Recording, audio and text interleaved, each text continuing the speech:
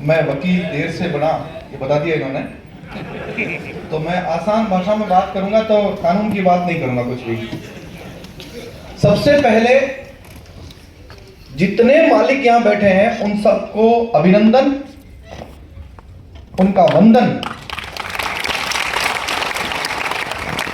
मालिक, सच में मालिक। अभी थोड़े से कानून की बात करके बताऊंगा तो आप खुद मान लेंगे कि आप मालिक हैं। दो शब्द इस्तेमाल किए जाते हैं, एक है नागरिक यानी जनता, दूसरा शब्द है लोक सेवक यानी पब्लिक सर्वेंट। ये दो शब्द आपने सुने होंगे। सबसे पहले अभिनंदन मैंने मालिकों का इसलिए किया क्योंकि यहां नागरिक बैठे थे। और नागरिक कौन होता है? दो प्रकार के टैक्स होते हैं, इनडायरेक्ट टैक्स और डायरेक्ट टैक्स। अगर मैं आप सब में पूछूं कि कौन कौन टैक्स देता है सरकार को, तो एक बार हाथ खड़ा करेंगे तो मेरे लिए आसानी से समझना। ठीक है, लगभग सभी लोग टैक्स देते हैं। आप लोग जिस वाहन में आए हैं उसमें पेट्रोल भरा कर लाए हैं, उसमें टैक्स आपने सरकार को दिया है। देने वाला मालिक होता है कि लेने वाला मालिक होता है भाई? देने वाला। आप मालिक हुए कि नहीं हुए?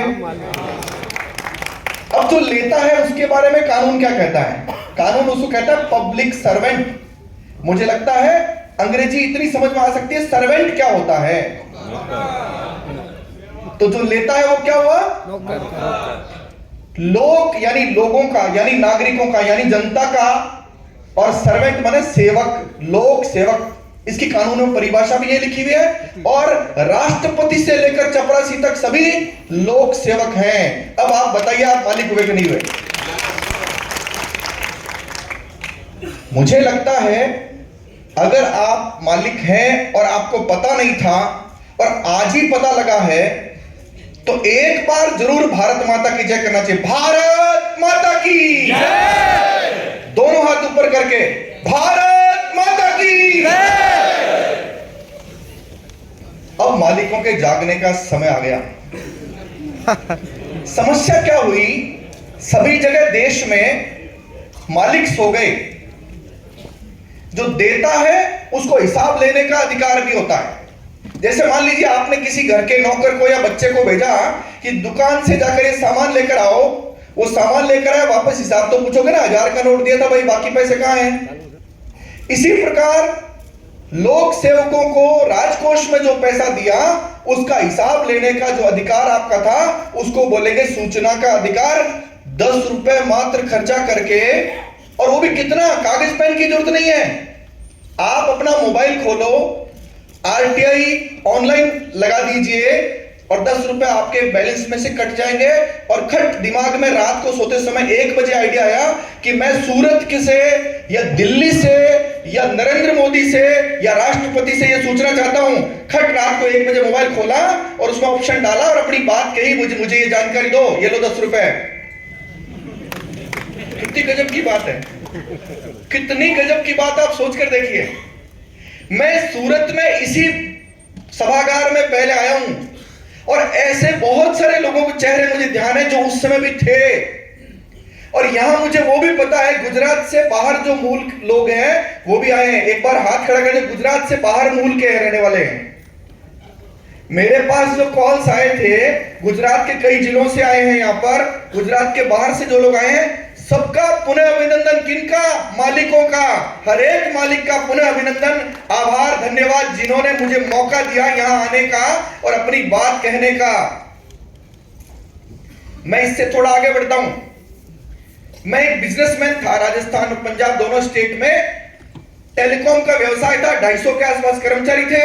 My annual income was above 1 crore after deduction TDS. लेकिन अंदर एक वायरस था, वो था देशभक्ति का, ईमानदारी का, सच्चाई का।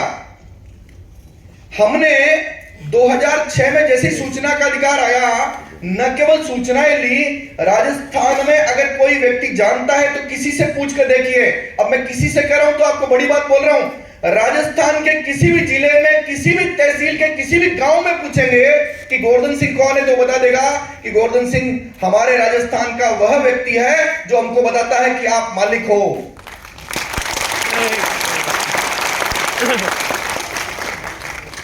जब हम मालिक बताना शुरू किया, बहुत सारे लोग जेल जाना शुरू हो गए, बहुत सारे लोगों की प्रॉपर्टी चली गई, बहुत सारे लोगों की नौकरी चली गई, कई लोगों ने वीआरएस ले लिया, बोले साहब हम तो नौकरी नहीं करेंगे। हमको लगा अच्छा कोई हमारे बंदर के हाथ में उस तरह लग गया लगता है, हमने हमारी स्पीड दुगनी तिगनी और उससे भी ज्यादा कर दी। क्या परिणाम निकला? परिणाम निकला वर्ष 2010 में, आज से 13-14 साल पहले मेरे खिलाफ अनगिनत एफआईआर दर्ज हुई। और दर्ज कराने वाले कौन? जिनके खिलाफ एंटी करप्शन ब्यूरो में मेरी एफआईआर दर्ज थी, जो जेल गए, जिनकी नौकरियां गई, जिनकी जमीनें गई, जो नौकरी छोड़कर भागे, उन्होंने मेरे खिलाफ एफआईआर कराई। 2010 में हिस्ट्री शीटर बना दिया, इनामी अपराधी। राजस्थान के हर पुलिस थाने में मेरा फोटो का, इससे खतरनाक कोई अपराधी है ही नहीं। मुख्यमंत्री थे अशोक गहलोत, 8 महीने फरारी काटने के बाद मैं एक दिन भी जेल नहीं गया, शायद बताने में कुछ चूक रही उनसे, और हाई कोर्ट से सारे मुकदमे खत्म करा करके इनकी छाती पर फिर वापस आ गया। आगे सुनिए, बड़ी रोचक बात है। फिर लगा कि व्यवसाय तो बहुत सारे लोग भारत के और नागरिक मालिक कर लेंगे, हमको तो कुछ और करना चाहिए। तो काला कोट पहनने के लिए एलएलबी की पढ़ाई शुरू की। वर्ष 2016 में एलएलबी की पढ़ाई कंप्लीट की और वकील बनकर काला कोट पहनकर आ गए मैदान में। अब आ जाओ रे, मैंने कहा किसकी। चलिए, अब जब वकील बने तो हमने नाम सुना कपिल सिब्बल, प्रशांत भूषण, जेठमलानी और बहुत सारे बड़े बड़े नाम हमारे हाई कोर्ट के भी और सुप्रीम कोर्ट के भी। और आप में से जितने लोग बैठे हैं, एक बार भारत के 20 लाख वकील में कोई भी वकील का नाम आपके दिमाग में आता है, उसकी फेसबुक प्रोफाइल चेक कर लेना और मेरी प्रोफाइल चेक कर लेना। कोई भी वकील आसपास भी उस प्रोफाइल के मिल जाए तो याद कर लेना, 2016 में आया था मैं। तो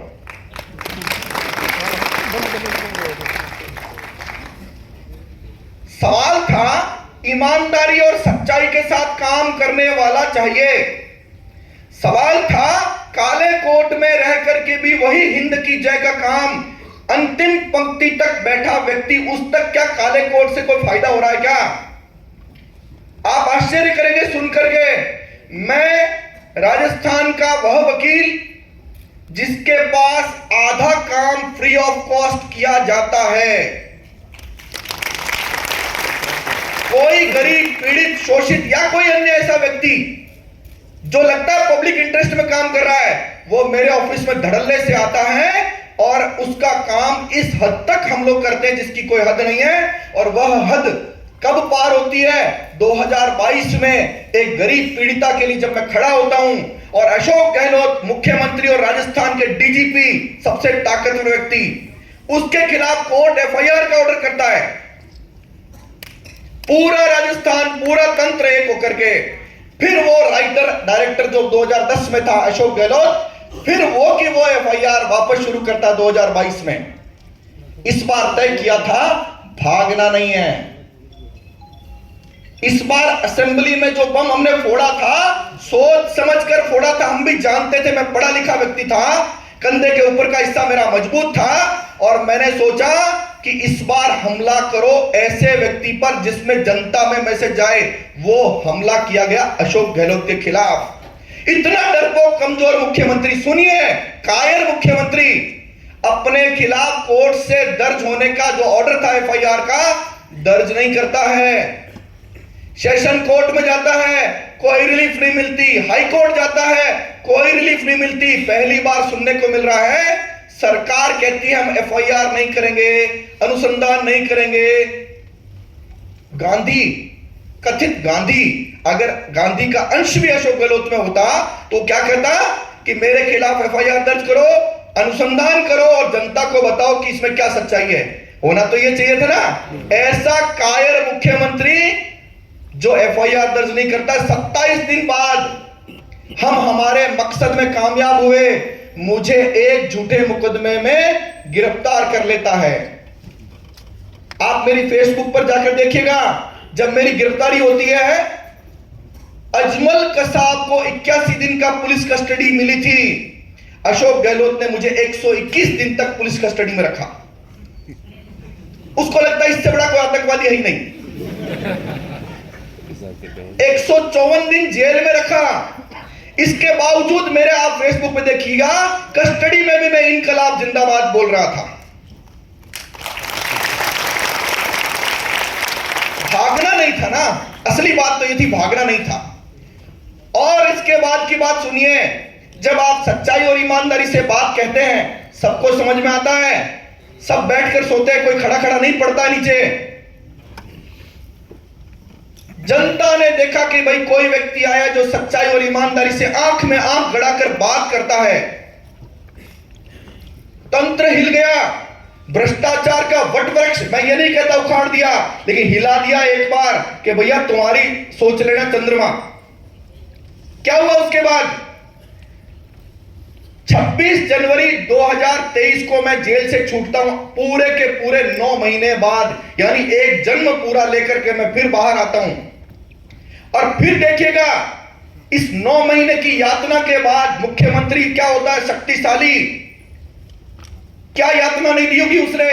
इसके बावजूद 26 जनवरी से लेकर आज तक की यात्रा मेरी फेसबुक पर पड़ी है। गोवर्धन सिंह नाम से मेरी फेसबुक है, और उस पर जब आप सर्च करते हैं तो आपको देखने को मिलेगा, आज मेरे कुछ साथियों चर्चा हो रही थी, प्रधानमंत्री नरेंद्र मोदी जो गुजरात के महामानव हैं, उनका फेसबुक पेज देख लीजिएगा।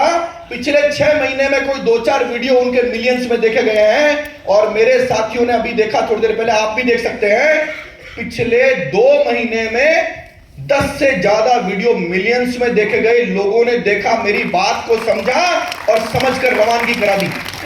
किसकी रवानगी? उस अहंकारी शक्तिशाली मुख्यमंत्री की। एक प्रमाण और है, आपकी गुजरात बॉर्डर से सटा हुआ एक बाड़मेर जिला है। 25 तारीख को राजस्थान में विधानसभा चुनाव थे। 24 तारीख को एक एमएलए वहां का था कांग्रेसी, मेवाराम जैन, उसका एक कुकर्म का वीडियो पूरी घटना का सच्चाई बताते हुए मैंने बताया, 32,000 से जीता हुआ एमएलए 13,000 से हारा, केवल एक वीडियो से। एक दिन पहले वो वीडियो जारी हुआ था। जो एमएलए वहां जीती, प्रियंका, उसका फोन आया कि भाई साहब केवल आपके वीडियो से मैं जीती हूं, आपका वीडियो मैंने मतदाताओं तक पहुंचाया, बस इतना ही काम किया मैंने। तो इसका मतलब क्या हुआ? अगर आप सच्चाई से कोई बात कहते हो तो आपको जनता सुनती है। हम लोग एक्टिविस्ट होने के नाते 5 साल राजस्थान में बीजेपी से लड़े, फिर 5 साल कांग्रेस से लड़े, और उससे पहले भी कांग्रेस से लड़ते लड़ते आए थे। असल बात यह है, राजस्थान में 25 साल से सत्ता नहीं बदली, कुर्सी पर बैठने वाला व्यक्ति बदला। कभी अशोक गहलोत, कभी वसुंधरा राजे। आपने यहां पर भी सीन है कि एक ही सरकार है, व्यक्ति बदल रहा है। हमारे वहां भी व्यक्ति बदल रहा है। ना तो कोई ब्यूरोक्रेट बदलता है, ना भ्रष्टाचार की परंपरा बदलती है, और ना ही कोई अन्य व्यवस्था बदलती है। क्यों नहीं बदलती? अब आ जाता हूं मेन बात पर, क्यों नहीं बदलती? इसलिए नहीं बदलती, इस सभागार में बैठे प्रत्येक व्यक्ति को यह पता ही नहीं है कि वो मालिक है।